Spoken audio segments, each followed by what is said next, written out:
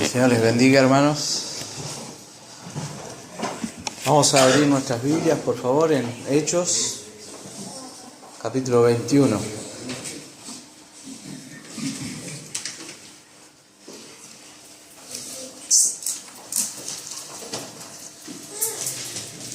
Hechos, capítulo 21, verso 27 hasta el 36.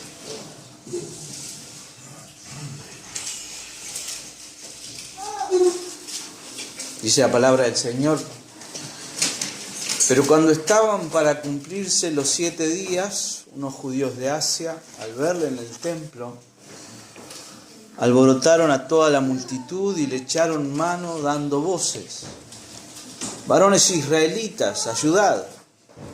Este es el hombre que por todas partes enseña a todos contra el pueblo, la ley y este lugar. Y además de esto, ha metido a griegos en el templo y ha profanado este santo lugar. Porque antes habían visto con él en la ciudad a Trófimo de Éfeso, a quien pensaban que Pablo había metido en el templo. Así que toda la ciudad se conmovió y se agolpó el pueblo.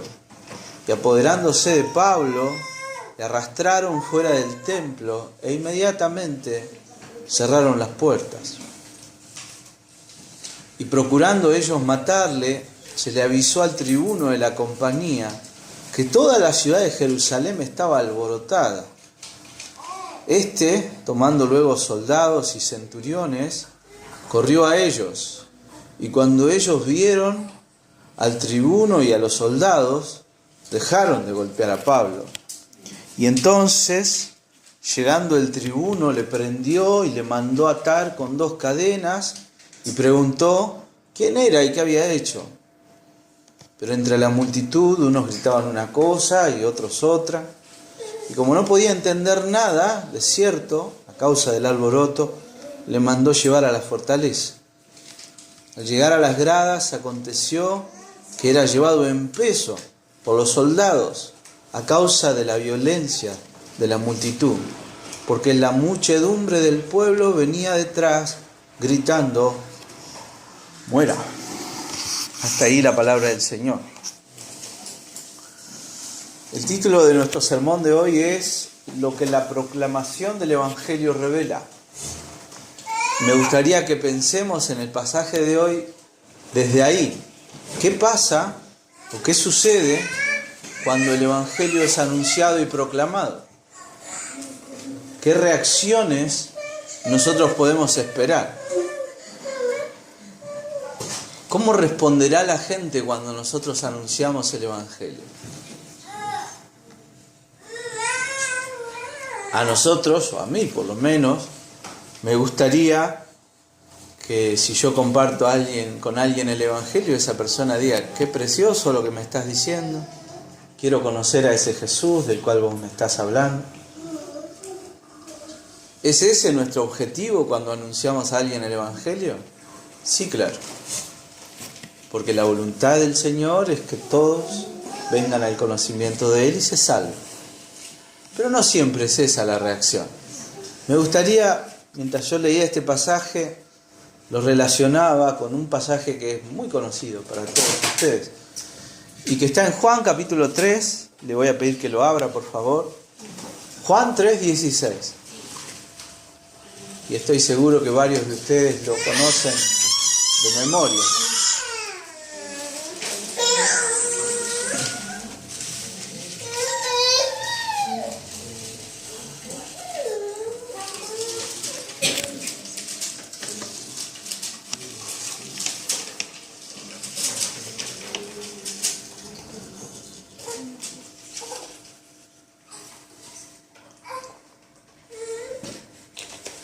¿Lo tiene? Lo leemos.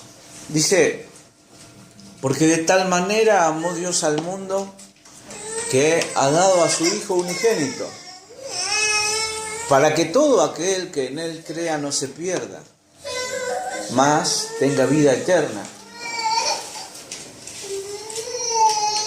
Porque no envió Dios a su Hijo al mundo para condenar al mundo, sino para que el mundo sea salvo por él.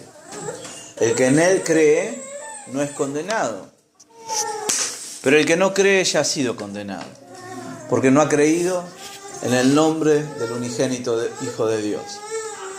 Y presten atención a esto. Y esta es la condenación, que la luz vino al mundo. Y los hombres amaron más las tinieblas que la luz, porque sus obras eran malas. Porque todo aquel que hace lo malo aborrece la luz y no viene a la luz para que sus obras no sean reprendidas. Mas el que practica la verdad viene a la luz para que sea manifiesto que sus obras son hechas en Dios. Amén. No sé si es tan obvia la relación entre ambos pasajes, pero me gustaría que la pensemos un poquito. El final de esto que nosotros acabamos de leer de Juan dice que la luz vino al mundo y no todo el mundo se acercó a la luz. Algunos se alejan de la luz. ¿Por qué? Porque sus obras son malas. En realidad las obras de todos los hombres son malas. Pero cuando nosotros nos acercamos a la luz del Señor Jesucristo, esa luz revela nuestra maldad. Pero en el Evangelio, por la obra del Señor, cuando la palabra de Dios revela nuestra maldad, también la limpia. Y entonces nosotros entendemos que es nuestra necesidad venir al Señor. En cambio, aquel que no es de la luz y que no está en la luz, quiere permanecer en las tinieblas. Y lo primero que nosotros vamos a ver en el pasaje de hoy es que la proclamación del Evangelio revela que los que están en tinieblas se van a oponer a Dios con todas sus fuerzas y con toda su voluntad. Nosotros vamos a dividir nuestro pasaje de hoy en apenas dos partes. La primera es lo que sucede dentro del templo, la segunda es lo que sucede fuera del templo cuando vienen los soldados romanos. Un poco de contexto en la historia, ustedes saben, ¿verdad? Pablo ha viajado por toda la región y viene a Jerusalén. En Jerusalén él viene a visitar la iglesia, viene a traer una ofrenda y también él sabe que viene a ser entregado.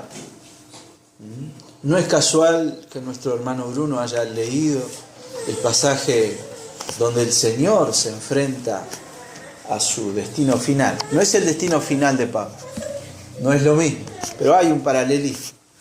Y en la última lectura que hicimos el domingo pasado, Pablo había llegado a la iglesia en Jerusalén y los ancianos de Jerusalén le habían dicho: mirá, Pablo, la ciudad está un poco alborotada por tu presencia y hay algunos que andan diciendo que vos no honrás a Dios, que vos le estás enseñando a la gente que se aleje de Dios, que no respete la ley, que no respete a Moisés, que no circunciden a sus hijos, que no vayan a la sinagoga. Están hablando de eso de vos. Entonces queremos que vos vayas al templo y participes del voto que han hecho 4 hermanos para que todo el mundo vea que vos no sos eso que ellos dicen. Bueno, y ahí retoma nuestro pasaje de hoy. Y lo primero que nosotros vemos es a Pablo en el templo. Vamos a lo que dice el pasaje. Pero cuando estaban para cumplirse los 7 días, ese es el momento en el que Pablo está en el templo. Nosotros vimos que Pablo no había hecho voto, que eran 4 judíos cristianos que habían hecho un voto, que ese voto llevaba por lo menos 30 días, pero a la hora de ir y cerrarlo, cumplirlo en el templo, había que hacer todo un procedimiento y Pablo iba a participar de eso pagando los gastos del voto de estos hermanos. Para eso Pablo debía purificarse, sobre todo porque Pablo había andado fuera de Israel, había andado mucho entre gentiles. Y bueno, los gentiles contaminan, ese era el concepto judío, que uno se juntaba con alguien que no fuera judío, te contaminaba. Vos no podías estar el viernes a la tarde comiendo con alguien, con un griego que hacías negocios, la mayoría de los judíos ni siquiera comerían. Pero ponele, si vos habías estado con alguien, no podías ir al otro día al templo con él, había que purificarse. Y entonces eso es lo que Pablo va a hacer ahora. Y eran formas, ellos habían establecido cosas que no estaban en la ley. Ellos habían tomado lo que estaba en la ley y habían hecho como ritualitos, como muy precisos. Eran muy precisos. Con mucho detalle. ¿No? Y eso hace la religión en realidad. La religión hace eso. Te brinda la comodidad de darte un sistema con el que vos podés cumplir. ¿Sí? ¿Es bueno ayunar? Sí es bueno. Pero a veces nuestro corazón religiosito por ahí va a decir, yo ayuno los jueves. Los jueves yo ayuno. Y entonces, ¿qué pasa? Vos todos los jueves ayunás y ¿qué sos? Un campeón, porque ayunás todos los jueves. Y el día que tuviste hambre y comiste, te sentís re mal. Pero ellos ponían todas reglas que ellos sí podían. Entonces, la reglita que estaba ahí era que cuando uno se iba a purificar, tenía que ir al templo, al tercer y al séptimo día. Dice ahí que se estaban para cumplir los 7 días. Era el día en el que se cumplía. Pablo ya había ido el tercer día, había hecho lo que tenía que hacer y ahora era el séptimo día. Ya está. Era como para cerrar esto de participar de los votos de los hermanos, ¿no? Como parte de ese proceso, él tenía que ir al templo. ¿Cómo sigue el pasaje? ¿Quiénes lo ven en el templo? Unos judíos de Asia. Nosotros hoy cuando pensamos en Asia pensamos en ¿dónde? China, Japón, por allá. No, más acá es lo que nosotros hoy llamamos Turquía, era Asia Menor. ¿Cuál es la ciudad más importante de Asia Menor? Éfeso. La gente de Éfeso, ¿lo conocía Pablo? Sí, muchísimo. Él había estado casi 3 años predicando ahí.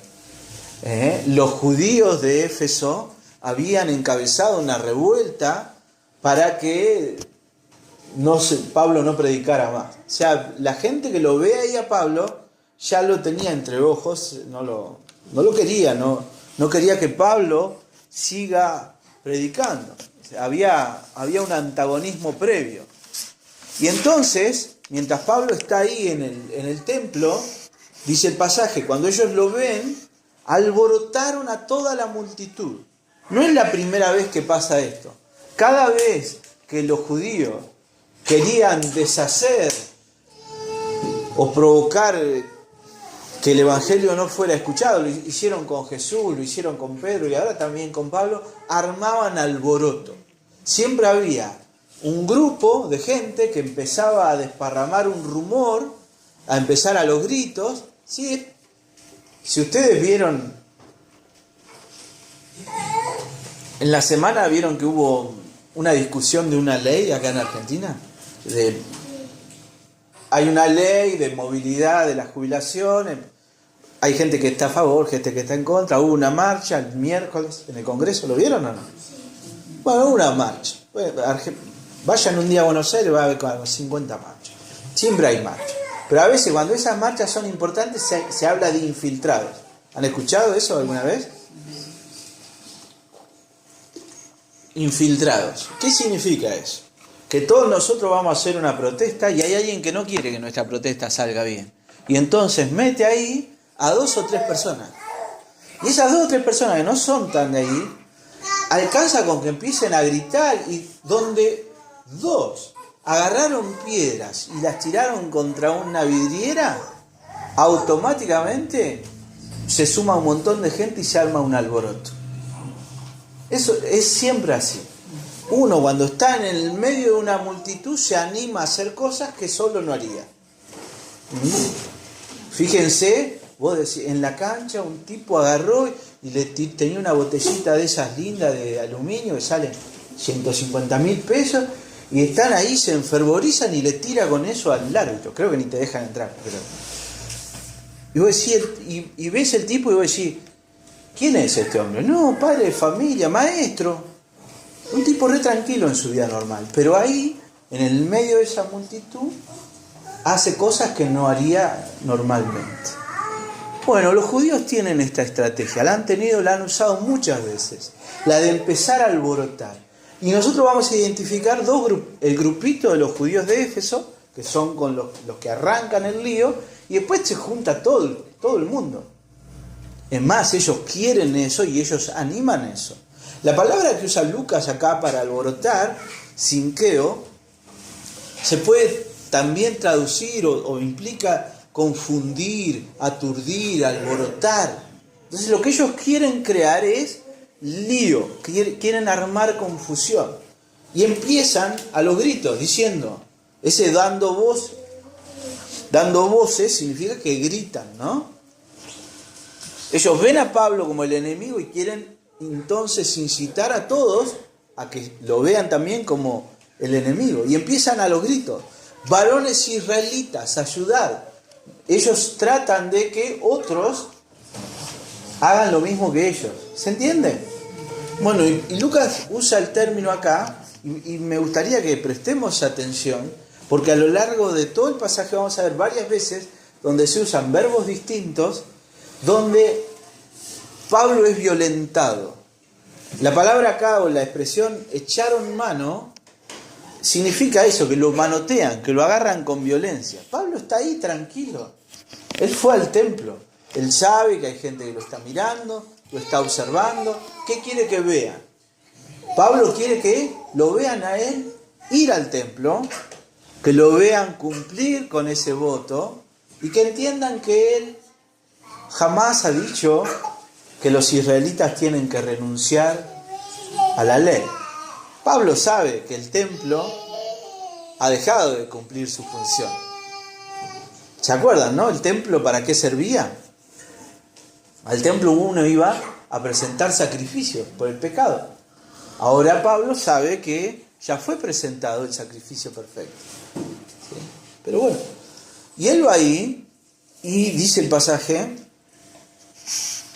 que esta gente empieza a gritar, porque quieren involucrar a todos los que están presentes. Un detalle no menor que nosotros tenemos que considerar es que Pablo está en Jerusalén durante la fiesta de Pentecostés. ¿Eso qué implica? Que Jerusalén está llena. Hay épocas donde Jerusalén tiene una mayor afluencia de judíos de otros lados. Las dos fiestas más importantes son, una es Pentecostés y la otra, la Pascua. Pablo quiso llegar para la Pascua, no pudo, llegó para Pentecostés, que es 50 días después de la Pascua. Y vamos a analizar la acusación que ellos hacen. Los judíos acusan a Pablo de dos cosas. Primeramente, de enseñar contra. Y después hay una segunda acusación que se relaciona contra Pablo, con la acusación. Dice, ¿quién? Pablo, es el hombre, y fíjense la exageración, que por todas partes, en todos lados, enseña a todos, en todos lados y a todo el mundo. Se dedica a eso. Contra el pueblo, contra la ley y contra este lugar. Los judíos acusan a Pablo, estos judíos de Asia, de ir contra el pueblo, de ir contra la ley y de ir contra el templo. Contra el pueblo.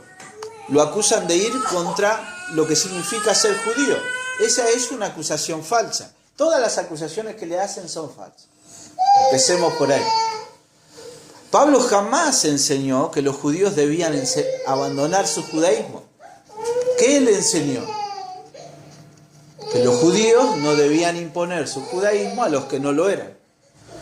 Por el contrario, en cada sinagoga en la que Pablo entró, lo dijimos la semana pasada, cuando él iba a una ciudad, buscaba la sinagoga y les enseñaba a los judíos que ahora podían ser completamente judíos, porque todas las promesas de Dios a Israel se habían cumplido en Jesucristo.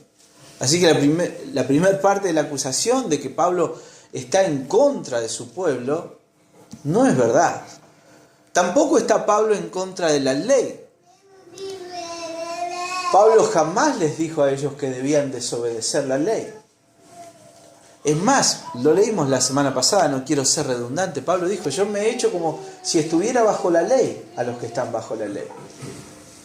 Porque yo quiero que conozcan a Cristo. Entonces yo me pongo bajo la ley, no hay problema. Él sabe que la ley es insuficiente. Pero es buena. Pablo le dice a los romanos, la ley es buena. Es insuficiente. No salva, no transforma, pero es buena. Nunca habló él en contra de la ley. Y es importante que nosotros consideremos esto. La fiesta de Pentecostés era la fiesta de las primicias. Más o menos para esta fecha se empezaba a cosechar. Y entonces la gente cuando cosechaba, ¿qué hacía? Lo primero que cosechaba lo ofrecía como una ofrenda, las primicias. Ahora, esta fecha coincidía con la fecha en la que Dios le había dado a Moisés la ley en el monte Sinaí. Entonces, en algún momento, la fiesta de Pentecostés había perdido o aminorado su simbolismo de la cosecha y había pasado de ser una fiesta de gratitud por las cosechas a gratitud por la ley. O sea, era la fiesta de la ley.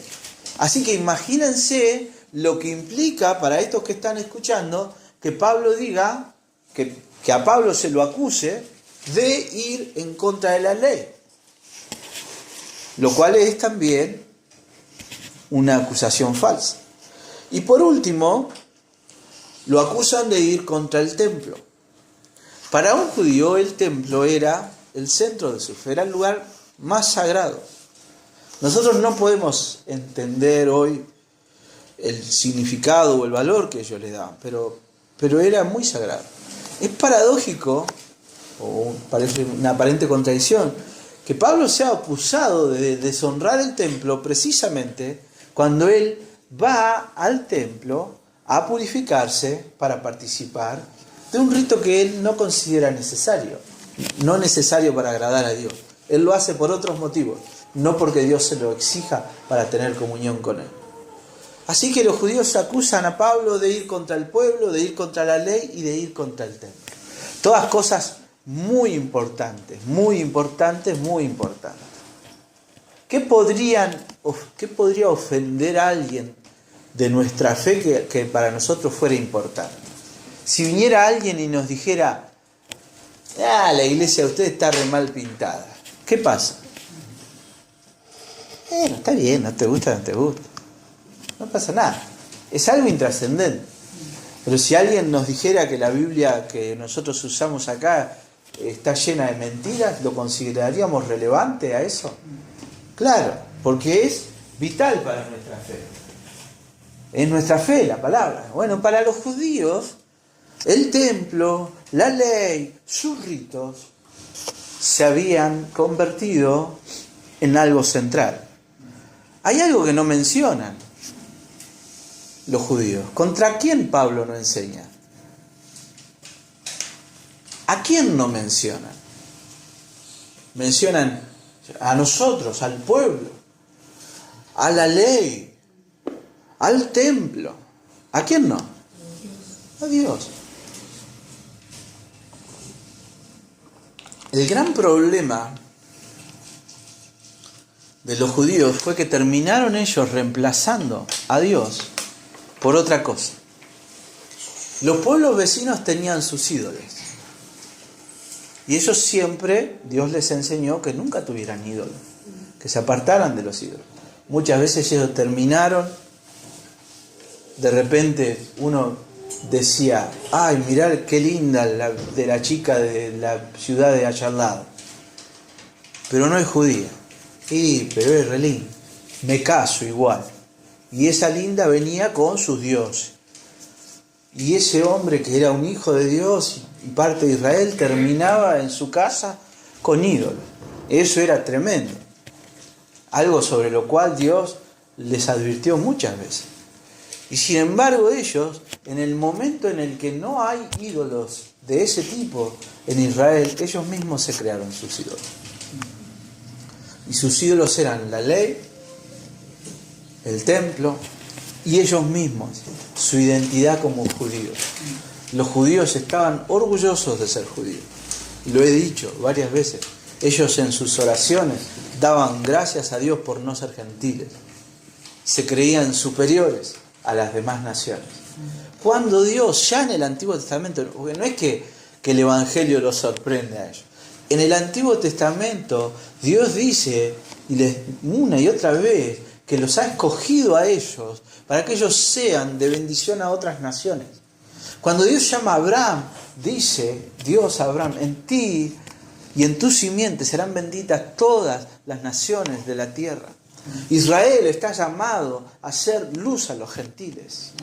Ese era el propósito de Israel. Que el Hijo de Dios naciera siendo parte de ese pueblo. Pero ellos se lo olvidaron de alguna forma. Y ellos están tan ahora aferrados a esa religión que están en tinieblas. Y entonces cuando el Evangelio les es proclamado, ¿cómo reaccionan ellos? Como vemos, con violencia. Con violencia. Hay algo, yo les decía que ustedes presten atención a los verbos en los que Pablo es violentado, obligado a hacer algo, obligado a ir a algún lugar. Porque el clima que hay acá es violencia. Nosotros lo leemos.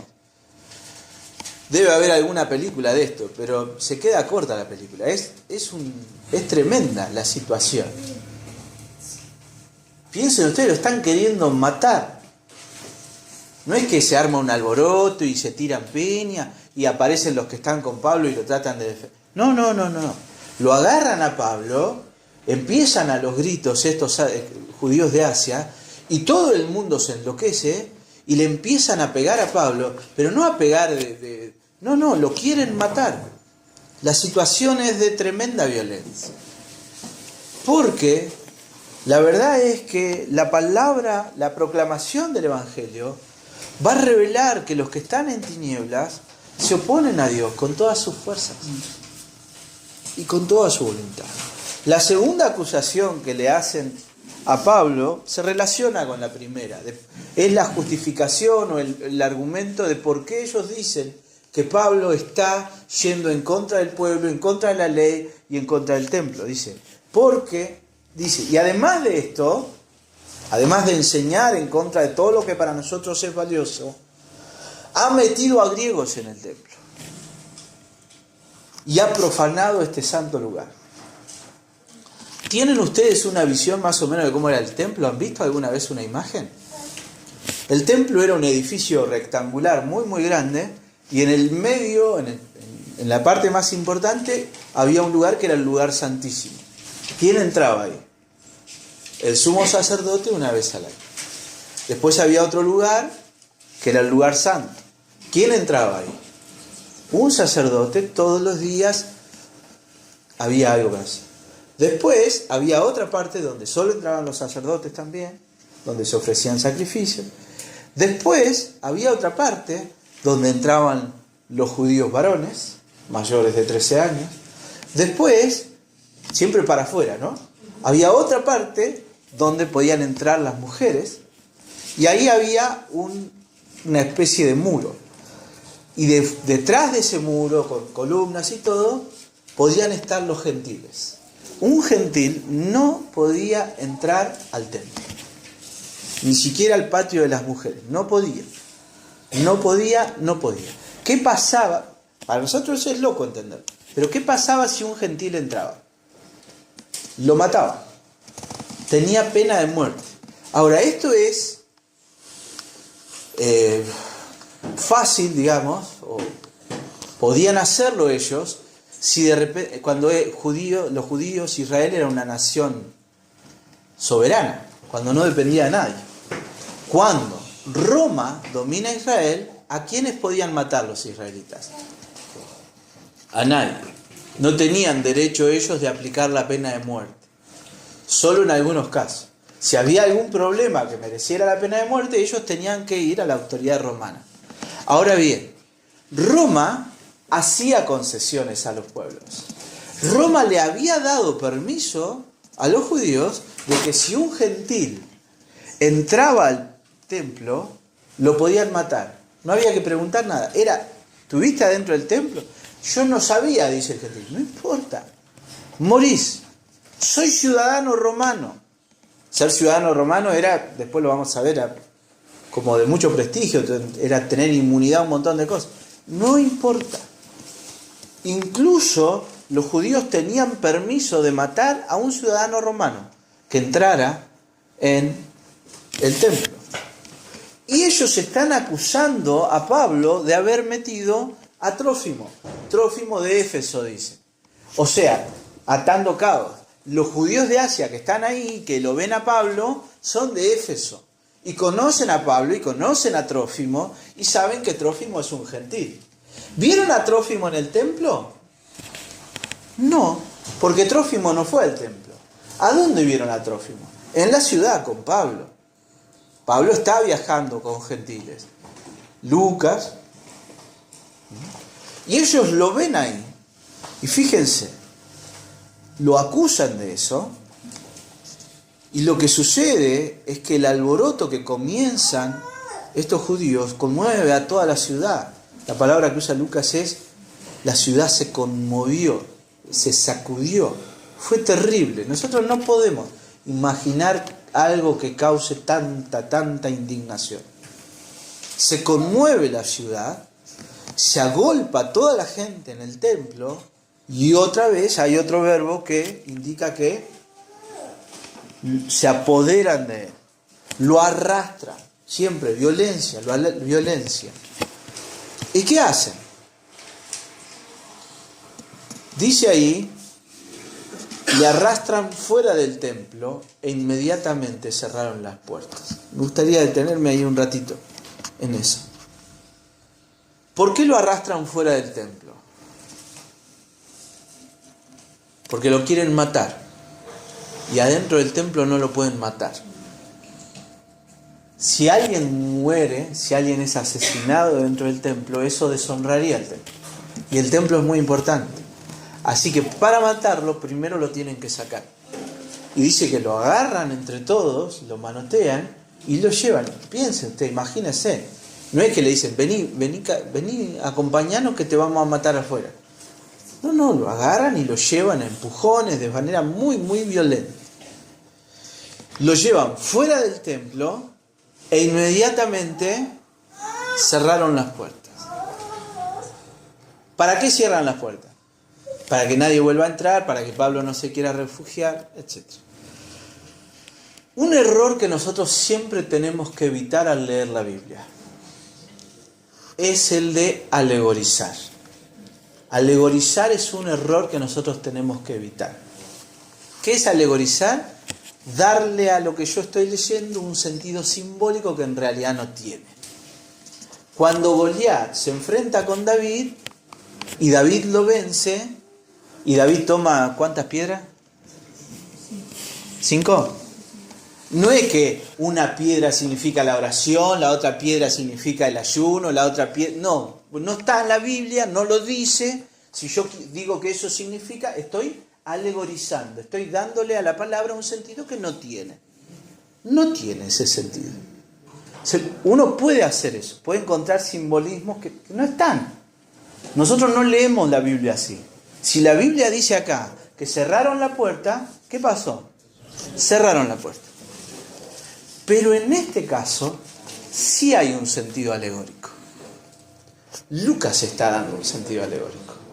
Todos los estudiosos coinciden en que Lucas pone esta frase justo acá a propósito. Cuando Pablo es quitado del templo, sacado afuera y las puertas se cierran, es el quiebre definitivo entre el judaísmo y el cristianismo. Ya a partir de ahora, Pablo no va a volver nunca más al templo. La iglesia sale, abandona definitivamente el templo. Es más, en unos pocos años, el templo va a ser destruido. Entonces, nosotros evitamos la alegoría, pero por como Lucas lo expresa, Lucas quiere que nosotros entendamos que ese gesto de los judíos tiene una carga simbólica muy fuerte. Ellos están sacando a Pablo del templo y están cerrando las puertas.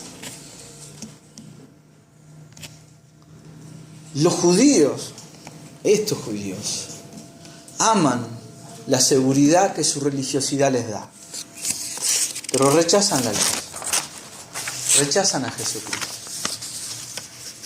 Están tan ciegamente aferrados a sus tradiciones que llevan su odio y su rechazo al extremo de querer matar a Pablo. Y que ellos se aferren de tal manera a ese sistema religioso que tienen, es una evidencia de que están en tinieblas. Cuando el Evangelio es predicado, aquel que está en tinieblas va a ser evidente que está en tinieblas. Y va a reaccionar de forma negativa al Evangelio. Nosotros no debería sorprendernos. ¿Qué quisiéramos nosotros? Que si vamos a una plaza y ponemos un parlante y anunciamos a Cristo y 20 personas nos escuchen, lo que uno quisiera es que esas 20 personas crean en el Señor. Pero debería sorprendernos que alguno se enoje y nos tire con algo. No necesariamente. Siempre hago este paréntesis. El cristianismo es ofensivo. Los cristianos no tenemos que ser ofensivos. Porque, sabiendo esto, algunos son ofensivos a propósito. Sinceramente, hermano, estoy eliminando gente a lo pavote de Facebook. Y sí, porque hay un montón de gente. Yo tengo mucha gente que conozco de hace muchos años, que va a iglesias que por ahí no son tan fieles a las Escrituras. Entonces ponen un cartelito que voy a decir, esos cartelitos de que, no sé, de que Dios te va a ayudar a vencer a tus Goliaths, por ejemplo. No entiendo.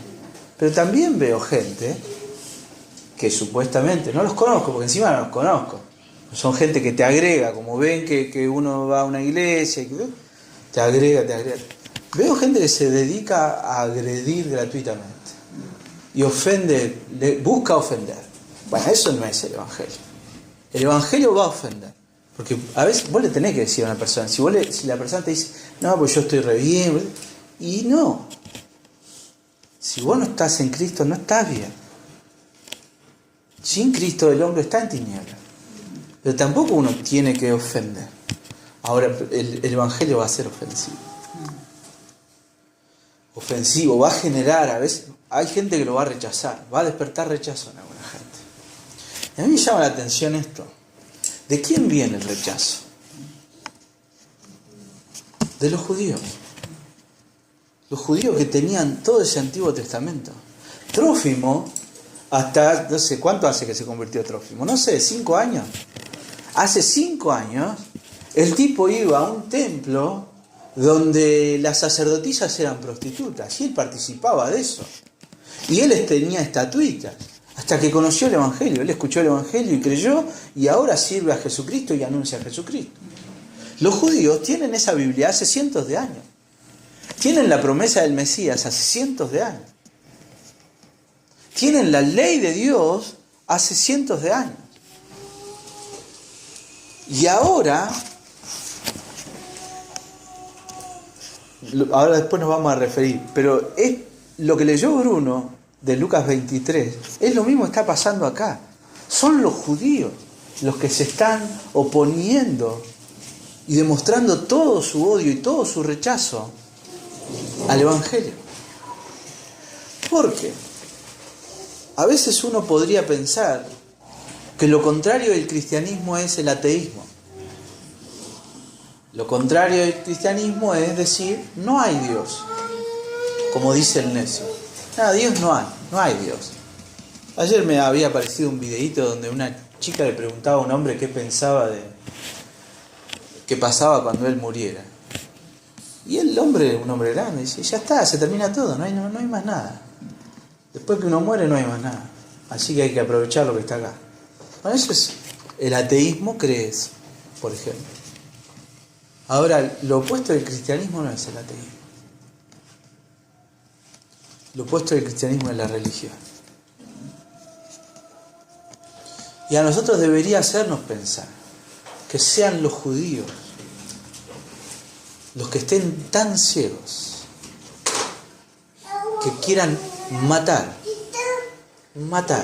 a Pablo. Porque no es que se enojan, no es que le dan la espalda, no es el que le dicen, le cierran la puerta en la cara y dicen, no, vos creés lo que vos quieras, yo creo lo que yo quiero, yo te respeto, vos respetame a mí, tac, le cerrás la puerta en la cara. Como hacemos con los testigos de Jehová a veces, ¿no? La gente hace eso a veces. Lo quieren matar. Es tal su ceguera, están tan en tinieblas que se oponen con todas sus fuerzas al Evangelio. Un ateo está en tinieblas. Alguien que se aferra pero tan fuertemente a su religiosidad también está en tinieblas. Porque el único que es luz es el Señor Jesús. El Evangelio pone énfasis y pone el foco en el Señor. Para nosotros, supongo, para ninguno de nosotros, el ateísmo es un riesgo. Para ninguno de nosotros, terminar con una estatua del Gauchito Gil en la casa es un riesgo.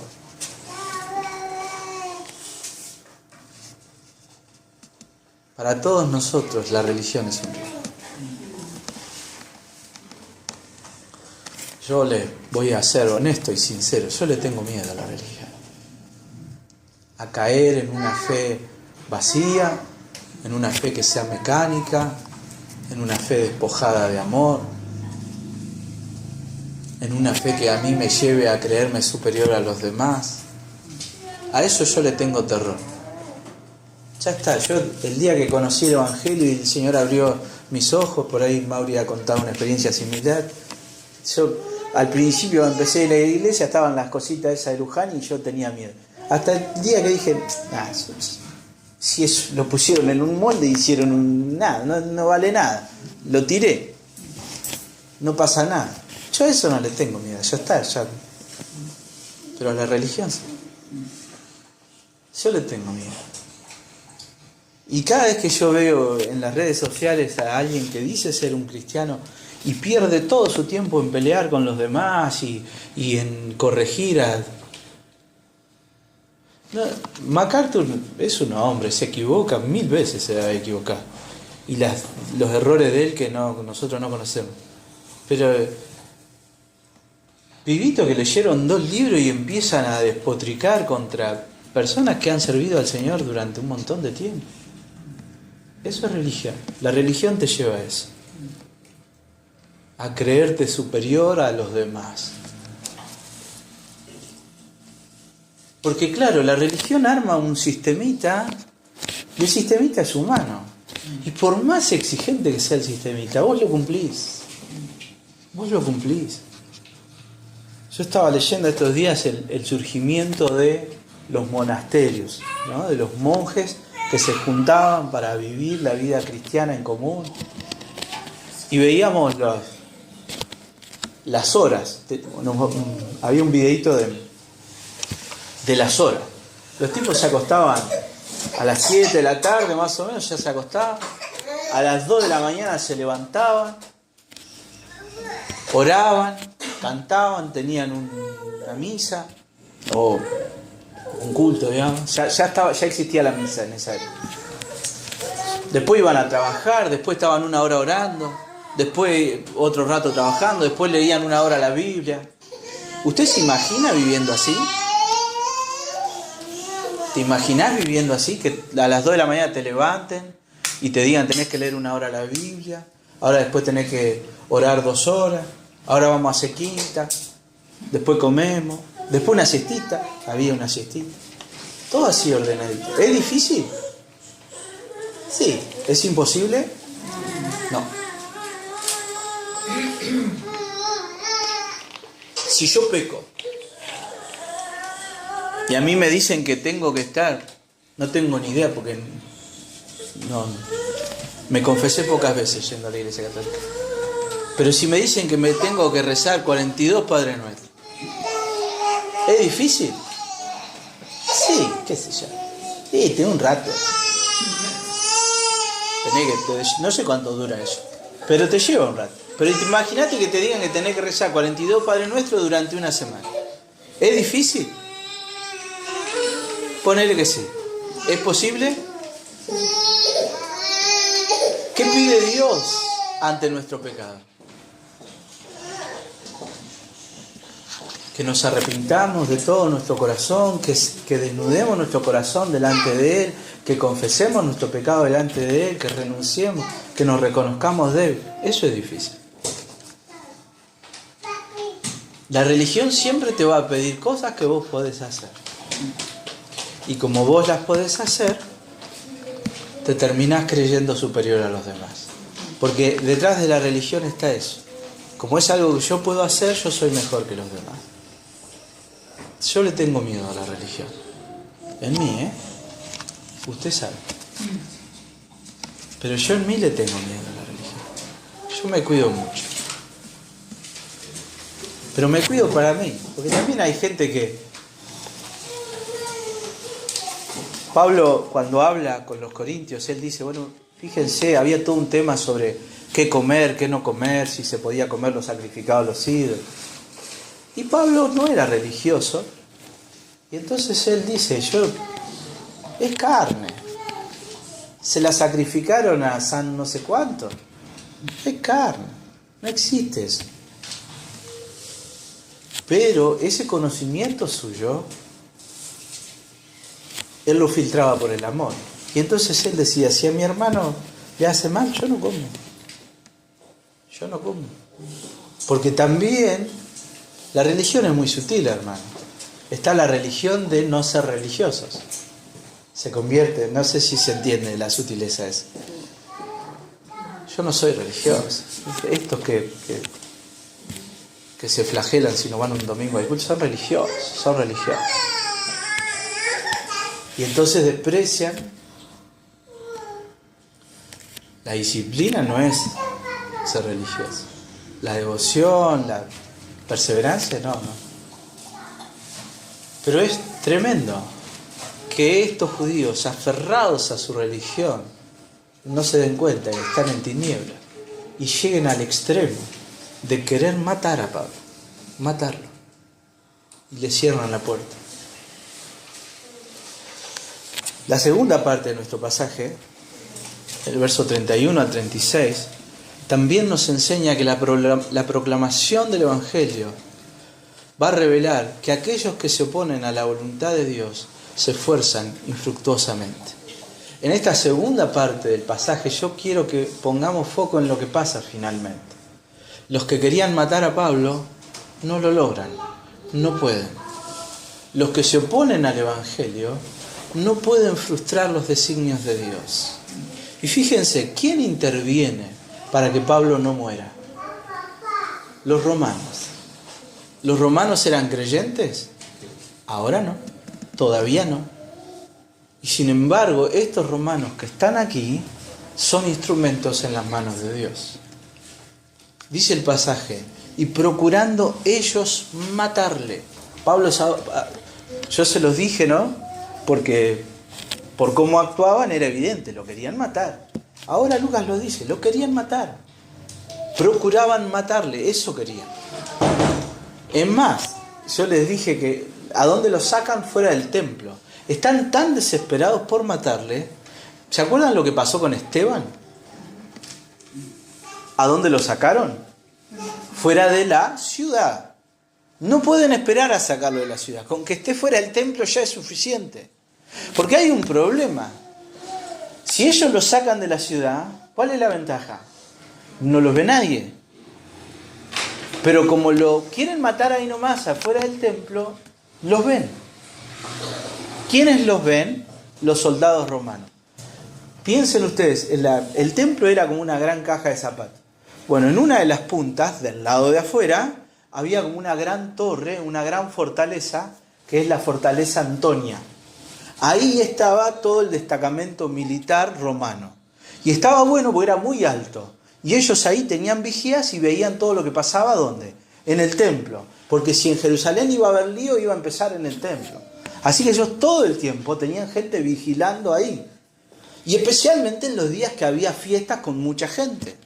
Y entonces cuando se arma todo este alboroto, dice ahí que se le da aviso al tribuno de la compañía, que es un hombre que se llama Claudio Lisias.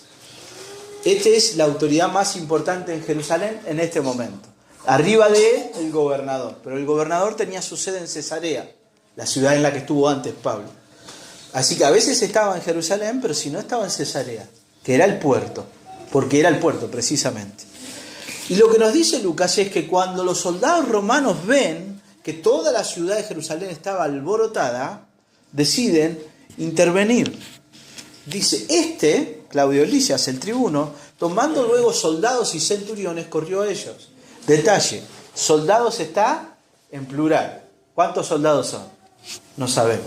Centuriones, ¿cómo está? También en plural. ¿Qué es un centurión? La palabra centurión, ¿a qué le suena? ¿Con qué otra palabra es parienta? Centurión. ¿De dónde viene?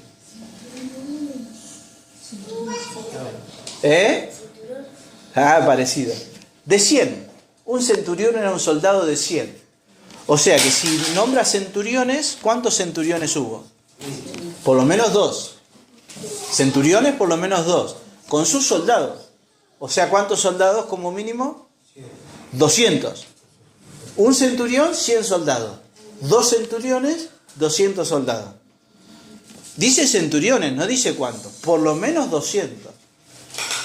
Piensen otra vez en la manifestación del otro día, del miércoles.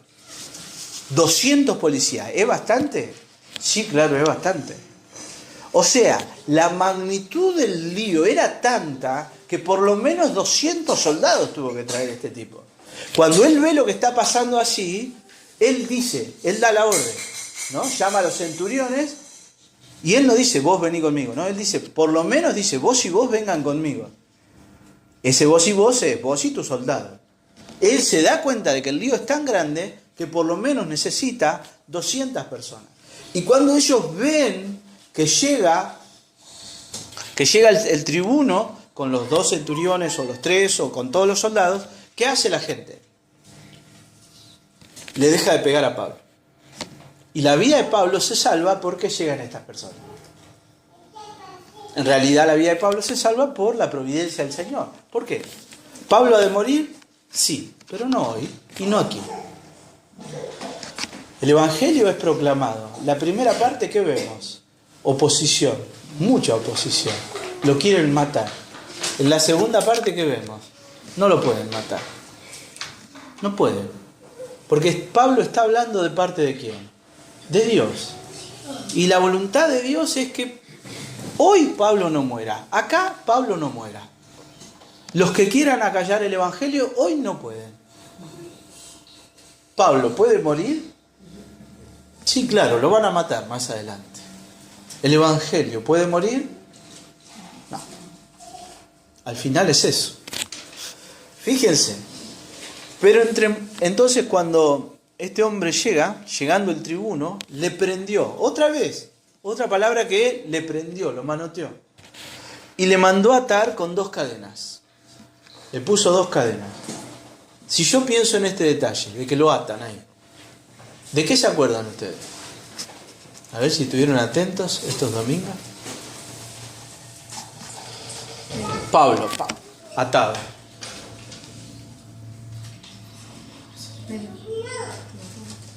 Pedro le pasó lo mismo. ¿Y qué más? Cuando Pablo llegó a Cesarea, a casa de Felipe, desde Judea, vino un hombre, un profeta de Dios, que se llamó Agabo. Y ese profeta de Dios sacó el cinto y lo ató, como si lo estuvieran encadenando. Acá está. La profecía de Agabo se está cumpliendo justo ahora. Pero ¿quiénes son? Porque dice, los gentiles, Agabo le dijo, los gentiles te van a entregar los judíos te van a entregar en manos de los gentiles. Acá está, justito. Y fíjense cómo es el alboroto que este hombre pregunta, ¿quién es y qué hizo? ¿Quién es este? ¿Por qué tanto lío? ¿Qué hizo para que haya tanto lío? En el pasaje de la semana que viene vamos a ver que él incluso se confunde porque había un egipcio que había andado haciendo lío. Y dice, ¿qué es el egipcio este? Y Pablo habla y habla en griego y le dice, pero pará, ¿vos hablás griego? Sí. ¿No sos el egipcio ese que había andado haciendo lío? No. Y después, bueno, Pablo va a pedir hablar delante de la multitud. Pero es tanto el lío que ni los llega, él no sabe lo que está pasando, no sabe lo que está pasando. Y decide entonces que, porque acuérdense, los romanos, para ellos era muy importante que no hubiera lío. Es muy importante. Agarra y le dicen, bueno, llévenlo a la fortaleza, que no lo maten. Y él se está convirtiendo así en un instrumento de Dios para que Pablo todavía siga predicando. Y para que Pablo finalmente llegue a Roma, que es a donde él quiere ir. Y termino con este detalle. Le mandó llevar a la fortaleza. Al llegar a las gradas, aconteció que era llevado en peso por los soldados a causa de la violencia de la multitud. Eso se entiende, ¿verdad? O sea, lo tienen que manotear y llevarlo así, lo agarran y lo llevan en el aire a Pablo. ¿Por qué? Porque la gente lo quiere matar. Cuando llegaron los soldados se asustaron todos, le dejaron de pegar, pero ellos lo quieren matar. Y entonces no puede ir Pablo caminando tranquilo. No, lo tienen que levantar y llevarlo. ¿Vieron cuando hay algún atentado así que los de seguridad se ponen? Me acuerdo del día que le pegaron el tiro en la oreja a Trump. Vieron que enseguida los custodios se ponen todos así. Bueno, esta gente tiene que hacer lo mismo. Porque si no, lo matan a Pablo. Y es impresionante lo que dice al final, la última palabra del pasaje de hoy. La muchedumbre del pueblo venía detrás gritando, ¿qué cosa? Muera, muera. Y la expresión que usa acá Lucas para contarnos esto es la expresión fuera con este. Fuera con este, fuera con este. Acá la Reina Valera lo traduce así, muera. Pero lo que está diciendo es fuera con este. Que son exactamente las mismas palabras que la multitud usó para pedir la muerte de Jesús en Lucas 23, como nos leía Bruno. Exactamente las mismas palabras. Una vez más, ya lo hemos dicho, Lucas está haciendo un paralelismo entre Pablo y Jesús, mostrándonos que Pablo es un fiel imitador del Señor. El propósito de los judíos de acabar con Pablo y el Evangelio finalmente se ve frustrado por la providencial intervención de los romanos. Pablo es un hombre, pero está ejecutando la voluntad de Dios.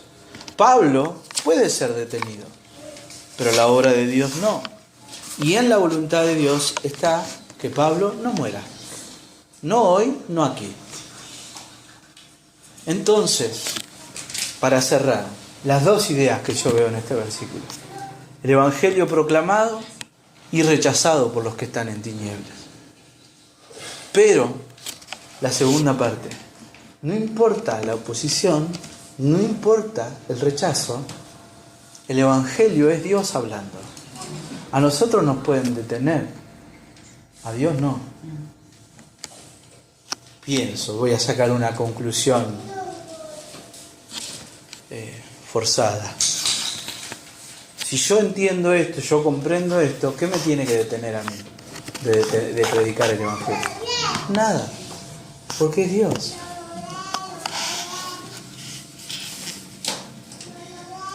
Tres conclusiones finales sobre el pasaje. La primera, ya hablé, la religiosidad es una forma de ceguera espiritual. La oscuridad y la pedantería de los judíos tienen que ser una advertencia para nosotros. Tienen que ser una advertencia. Es muy fácil caer en la religiosidad. Es muy fácil. Piense en esas cosas, medite. Porque cada uno de nosotros tiene su enano religioso adentro. Cada uno de nosotros lo expresa de una forma sencilla. Pero al final todos tenemos eso. Y tenemos que ser conscientes. La religiosidad nos va a llevar a pensarnos superiores, nos va a llevar a juzgar desde la pedantería. ¿El cristiano puede juzgar a otros? ¿Sí o no? Con justo juicio. ¿Cuál es el justo juicio? Desde el amor. No desde el creerse superior. El cristiano está llamado a discernir. Nosotros tenemos que discernir. Y para discernir, ¿qué hacemos? Tenemos que juzgar. Y hay que juzgar. ¿Sí?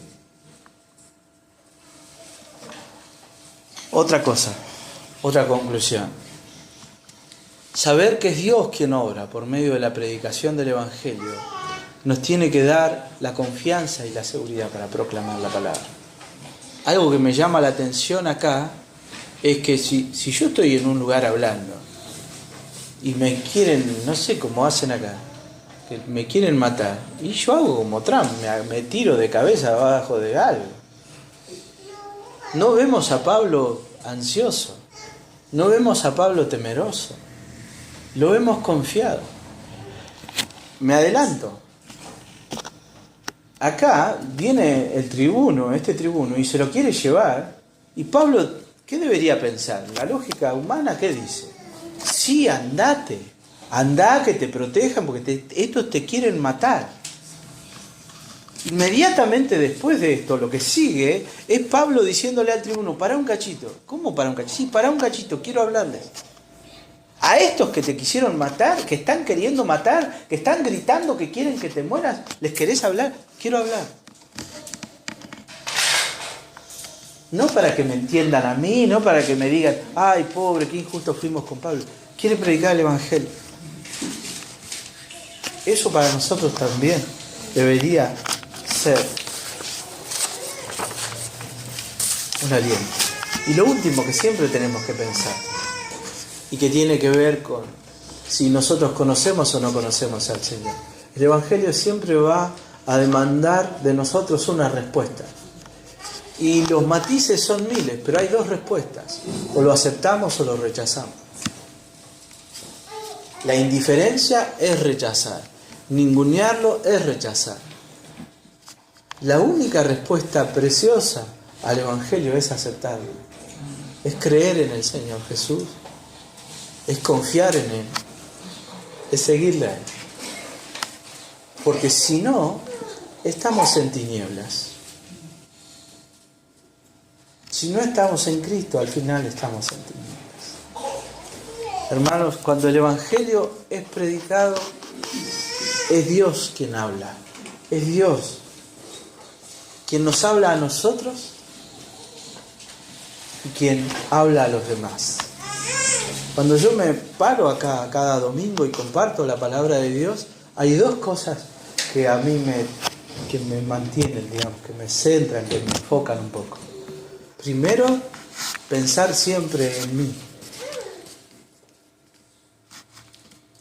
Pensar que la palabra me habla a mí. Después es Dios el que les va a hablar a ustedes. Yo no puedo pensar, decir, yo me enteré de esto de Bruno y desde acá le voy a sacudir. Eso no, es religiosidad, orgullo. Entonces yo me tengo que enfocar en ¿qué me dice la palabra? ¿Qué me dice? Y confiar en esto. Al final es la palabra de Dios. Yo quiero que usted hoy a la tarde lea de vuelta este pasaje y vea las cosas que yo le señalé y Dios le siga hablando. Y el Evangelio siempre nos va a hablar. Pero cuando Dios nos habla, sí o sí nosotros tenemos que responder. La pregunta es, ¿cómo vamos a responder? Si abrazamos lo que Dios nos dice, estamos en luz. Si no queremos abrazar lo que Dios nos dice, nos estamos escondiendo porque preferimos las tinieblas. Al final es eso. Oremos, hermanos.